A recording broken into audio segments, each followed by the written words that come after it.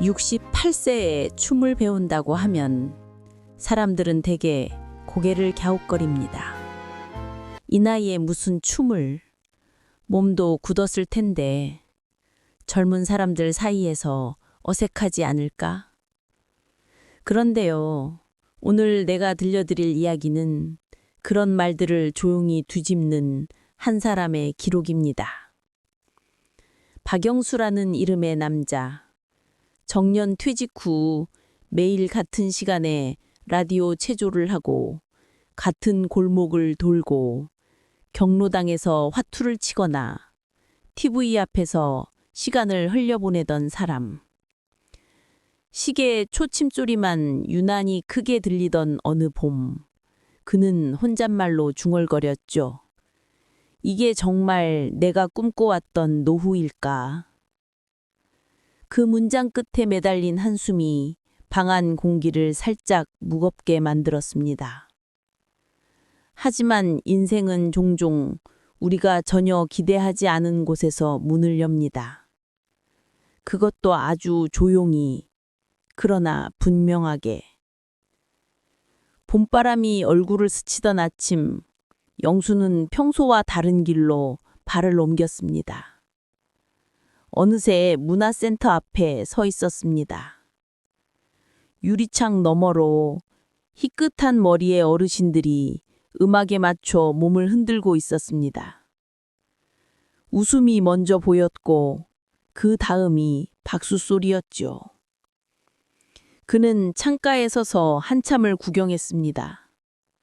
저 안에 있는 사람들은 다들 특별히 춤을 잘 추는 것도 아닌데 이상하리만큼 얼굴이 반짝였습니다. 문화센터 직원이 조심스레 다가와 말을 건넸습니다. 어르신, 관심 있으세요? 영수는 손사래를 쳤습니다. 아니요, 전 춤을 평생 몸치라서요. 그 말은 오래된 방어막이었습니다. 체육 시간이면 구석에 숨고 회식 자리에서 한 곡 하시죠. 소리가 나오기 전에 먼저 사라지던 청년 시절부터 그는 늘 그렇게 자신을 빼냈습니다. 그런데 연습실 문이 열리고 땀에 젖은 얼굴들이 환하게 쏟아져 나오자 그의 발끝이 아주 살짝 앞으로 움직였습니다. 한번 구경만 해보실래요? 선생님의 말투에는 강요가 없었습니다. 구경이라니 거기까지라면 괜찮겠다 싶었습니다. 그날 밤 집에 돌아와 TV를 켜니 우연처럼 시니어 댄스 특집이 나왔습니다. 처음엔 부끄러웠는데 지금은 이게 제일 즐겁습니다. 70대 할아버지가 웃으며 말했습니다. 아내 순자가 소파에서 몸을 기울여 말했죠. 여보, 우리도 한번 해볼래요? 영수는 얼떨결에 방으로 들어가 문을 닫았습니다. 하지만 닫힌 문 뒤에서 마음 한구석이 포근하게 덮여지는 걸 그는 부정할 수 없었습니다. 다음 날 그는 또다시 문화센터 앞에 섰습니다. 안쪽에서는 어느 할아버지가 발을 헛디뎌 비틀거렸고 모두가 함께 웃었습니다. 놀라운 건 누구도 비웃지 않았다는 점이었습니다. 실수는 그저 함께 웃을 사건이었지 누군가를 판단할 근거가 아니었습니다. 선생님이 다시 물었습니다. 오늘은 체험으로 준비 운동만 같이 해보실래요? 영수는 잠깐 숨을 모으며 고개를 끄덕였습니다. 목을 좌우로, 어깨를 앞뒤로, 허리를 천천히. 거울에 비친 자신의 모습이 어색했지만 어색하다고 해서 세상이 무너지지는 않았습니다. 이제 음악에 맞춰 발을 한 번만 내딛어 볼까요? 오른발 앞으로, 왼발 뒤로. 그 단순한 두 걸음 사이에 오랫동안 굳어있던 마음의 관절이 미세하게 풀리는 느낌이 있었습니다.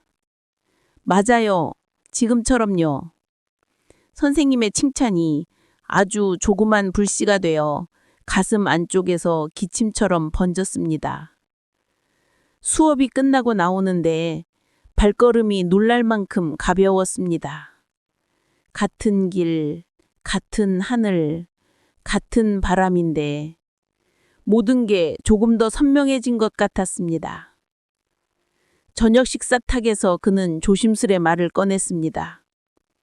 오늘 댄스 교실에 다녀왔어. 순자의 눈이 동그랗게 커졌습니다. 정말? 어땠어요?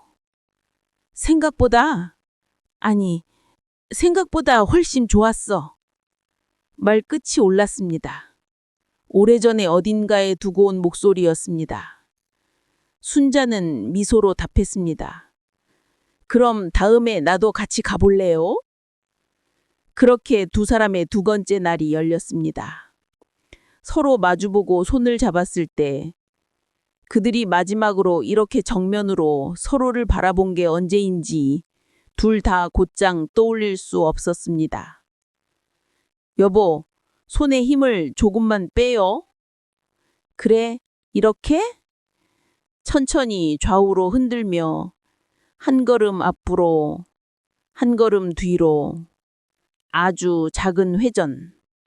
실수하면 웃고 또 시도하고 그 웃음 위로 음악이 살포시 덮였습니다.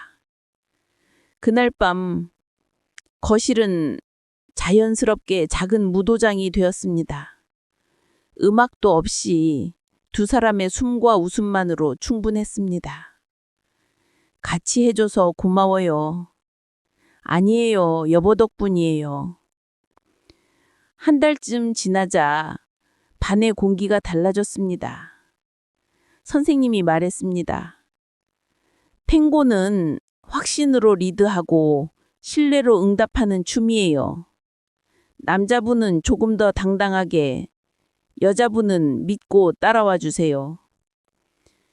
영수는 순자의 손을 가볍게 들어 올리며 낮게 말했습니다. 내가 이끌게. 같이 가자. 그 말에는 오래 묵혀둔 자신감의 향이 났습니다. 박자가 또렷해질수록 그의 걸음은 짧아지고 단단해졌고 시선은 흔들리지 않았습니다. 사람들은 갑자기 그가 춤을 잘해서가 아니라 자신의 자리를 찾고 있어서 멋있어 보인다는 걸 알아차렸습니다.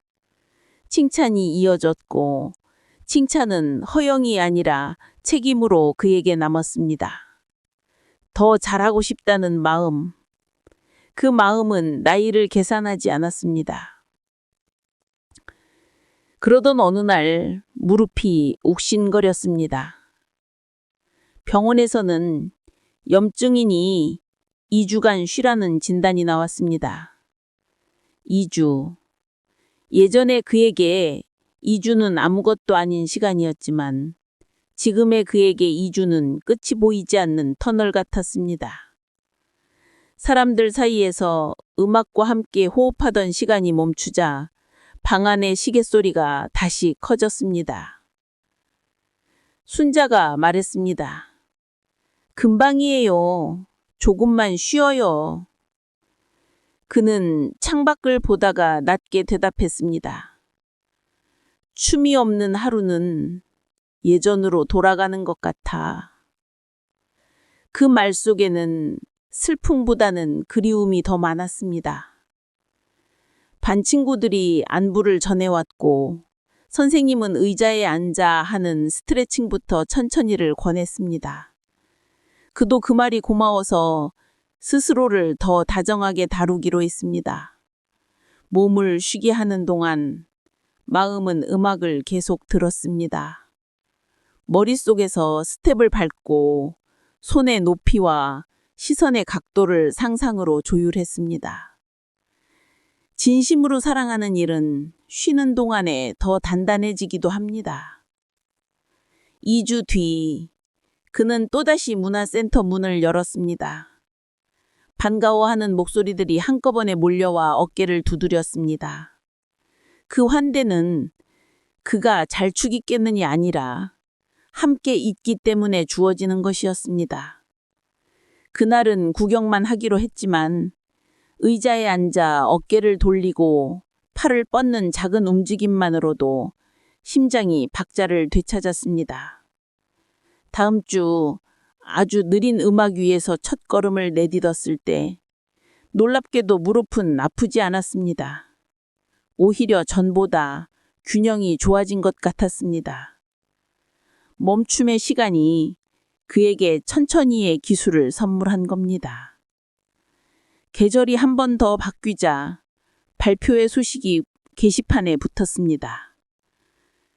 한 달 뒤 연말 발표회. 피하지 않고 둘은 탱고를 선택했습니다. 이유는 간단했습니다. 함께 호흡하는 법을 탱고에서 배웠으니까요.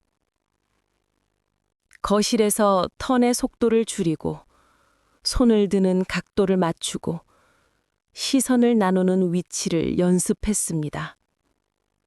여기서 한 박자만 더 기다리자. 좋아요. 그게 더 우아해요. 서로의 말을 고치지 않고 덧붙였고 그 덧붙임이 둘의 춤을 차분하게 살찌웠습니다. 발표회 당일 조명이 눈앞에 펼쳐지기 전까지 손바닥에서 땀이 났습니다. 사회자의 소개가 끝나고 탱고의 첫 박이 객석을 가로질러 무대 위 두 사람에게 도착했습니다. 이상하게도 그 순간 두려움이 사라졌습니다. 영수는 순자의 눈을 잠깐 바라본 뒤 아주 짧게 고개를 끄덕였습니다. 같이 가자. 음악이 이끌고 두 사람은 따라갔습니다. 연습실에서 수없이 맞추던 그 회전이 무대에서도 흔들림 없이 그려졌고 마지막 보주에서 잠시 시간이 멈춘 듯 고요가 흘렀습니다. 그리고 곧이어 터져 나오는 박수. 누군가는 브라보를 외쳤고 누군가는 일어나 손바닥이 아플 만큼 박수를 쳤습니다. 객석 어딘가에서 아들이 두 손을 머리 위로 올려 흔드는 모습이 보였습니다. 저게 정말 우리 부모님이야? 라는 표정으로요. 내려오는 계단에서 영수는 아주 작은 목소리로 말했습니다. 우리가 해냈어. 순자는 눈가를 훔치며 웃었습니다. 그러게요. 꿈 같아. 그날 이후 중년의 봄에 싹튼 이야기는 넓게 번졌습니다. 지역신문에 소식이 실렸고 방송국에서 연락이 왔습니다.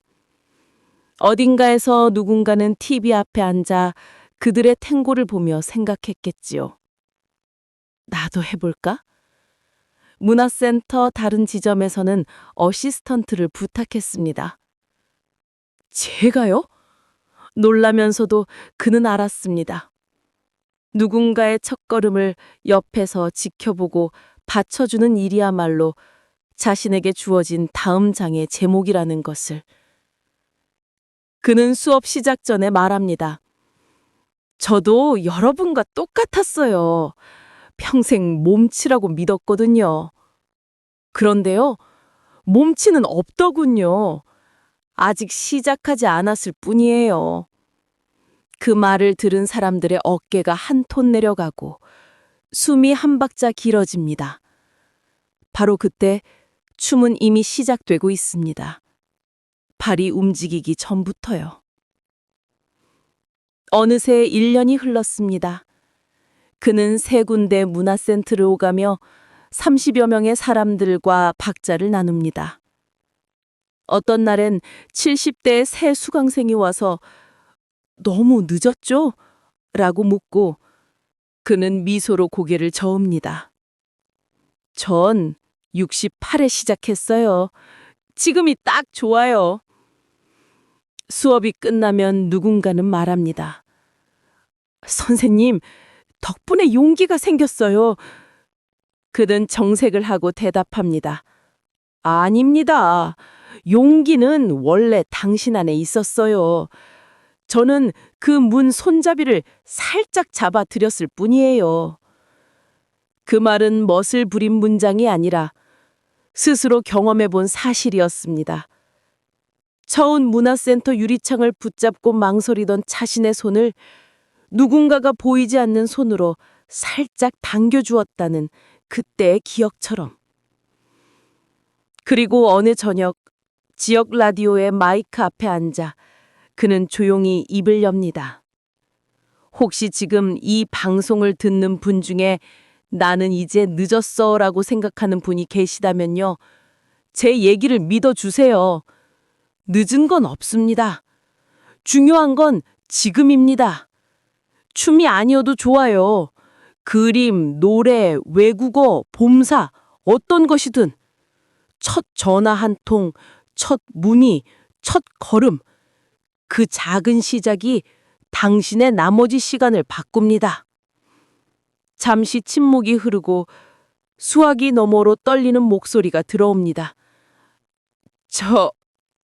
저는 73인데요. 정말 배워도 될까요? 그는 웃으며 대답합니다. 물론이죠. 내일 문화센터에 전화해 보세요. 그리고 한 달 뒤에 다시 전화 주세요. 어떤 기분인지 들려주세요. 또 다른 남자는 말합니다. 퇴직 후 집에만 있어서요. 그는 천천히 그러나 분명하게 말합니다. 혼자 나오기 어려우면 누군가의 손을 잡고 나오세요. 아내와 친구와 이웃과 함께 시작하면 더 쉬워져요. 완벽해지려 하지 말고 즐거워지려 하세요. 실수는 춤의 일부니까요. 방송이 끝나갈 무렵 그는 마지막으로 이렇게 덧붙입니다. 나이는 숫자이고 시작은 언제든 가능하며 가장 아름다운 춤은 지금부터입니다. 여러분의 무대에서 여러분만의 음악에 맞춰서요. 스튜디오 불이 천천히 낮아지고 유리창 너머로 밤의 도시가 반짝입니다. 집으로 돌아가 문을 열면 거실 한가운데 빈 공간이 늘 마련되어 있습니다. 음악이 없어도 두 사람은 서로를 바라보고 아주 작은 박자로 발끝을 맞춥니다. 첫날처럼 어색하지 않고 100번의 연습처럼 과하게 힘주지도 않는 그 중간 어딘가 딱 좋은 곳에서. 그곳이 바로 삶의 템포가 다시 맞춰진 자리입니다. 시계 초침은 여전히 똑딱 소리를 내지만 이제 그 소리는 서둘러라는 재촉이 아니라 다음 박을 건네는 친절한 신호처럼 들립니다. 그리고 당신에게도 바로 지금 그 신호가 닿습니다. 일어나 첫 걸음을 내딛기에 충분한 아주 선명한 한 박자.